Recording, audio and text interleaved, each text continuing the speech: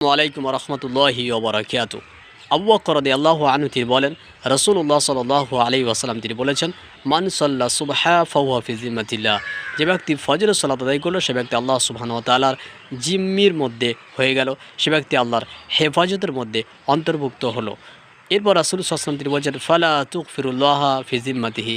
সুতরাং তোমরা আল্লাহ সুবহানাহু ওয়া তাআলার এই জিম্মিকে নষ্ট করো না। এই হাদিসটি উল্লেখ করা হয়েছে তিরমিজির 222 নম্বর হাদিস। একই হাদিস উল্লেখ করা হয়েছে ইবনে মাজার 3945 নম্বর হাদিস। এই হাদিসে রাসূল সাল্লাল্লাহু আলাইহি ওয়াসাল্লাম তিনি বললেন, তোমরা ফজরের সালাত আদায় করো, কারণ যে ব্যক্তি ফজরের সালাত আদায় করে সেই ব্যক্তি আল্লাহ সুবহানাহু ওয়া তাআলার জিম্মির মধ্যে অন্তর্ভুক্ত হয়, আল্লাহ সুবহানাহু ওয়া তাআলার হেফাজতের মধ্যে অন্তর্ভুক্ত হয়। সুতরাং তোমরা বিষয়টিকে গুরুত্ব দাও, এটিকে তোমরা কখনোই বিনষ্ট করো না। কাজে আমাদের প্রত্যেকের উচিত হবে রাসূলুল্লাহ সাল্লাল্লাহু আলাইহি ওয়াসাল্লামের বাক্য অনুপাতে আল্লাহ সুবহানাহু ওয়া তাআলার জিম্মির মধ্যে আসত সালাত আদায় করুন, ফজরের সালাত।